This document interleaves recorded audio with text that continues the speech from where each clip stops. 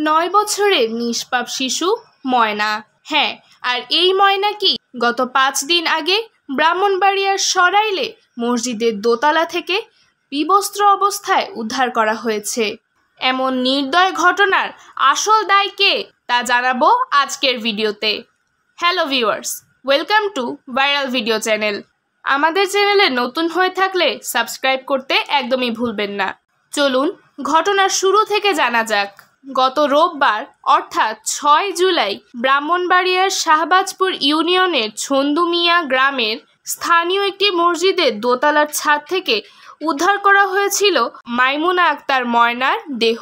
ময়না আক্তার সেখানকার বাহরাইন প্রবাসী আব্দুর রাজ্জাকের মেয়ে।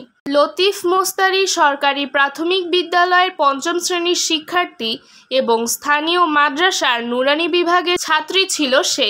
তার দেহটি পবিত্র মসজিদে কি করে গেল, এটি এখন সবার প্রশ্ন। মসজিদ তো আল্লাহর ঘর, সেখানে মুসল্লিরা নামাজ আদায় করেন, ইবাদত করেন আল্লাহর জন্য। সেখানে এমন একটি করুণ ঘটনা কি করে ঘটতে পারল? এ বিষয়ে তার বাবা আব্দুর রাজ্জাক জানান যে এ ঘটনায় প্রত্যেককেই সন্দেহভাজনের তালিকায় রাখা হয়েছে। যেহেতু এখনো পর্যন্ত দায়ী ব্যক্তি ধরা পড়েনি, তাই কাউকেই বাদ রাখা যাচ্ছে না। ময়নার মা প্রধান উপদেষ্টা ডক্টর ইউনূসের কাছে, আইনের লোকেদের কাছে, প্রশাসনের কাছে এর সঠিক বিচার দাবি করেছেন। ময়নাকে গত রবিবার 3:30টার পর থেকে আর খুঁজে পাওয়া যাচ্ছিল না।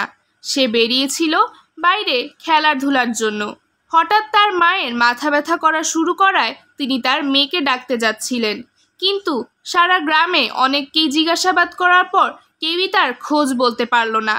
এভাবে সারা রাত তাকে খোঁজা হয়, পরবর্তীতে মাইকিং করা হয়, কিন্তু তাও তার খোঁজ পাওয়া যায়নি। পরবর্তীতে শিশুরা মসজিদে গেলে তারা সেখানকার 2য় তলায় ময়নার নিথর দেহ পড়ে থাকতে দেখে, যা ছিল বস্ত্রহীন।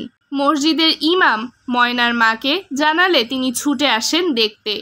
এ ঘটনায় 5 দিনের রিমান্ডে নেওয়া হয়েছে মসজিদের ইমাম ও মুয়াজ্জিনকে।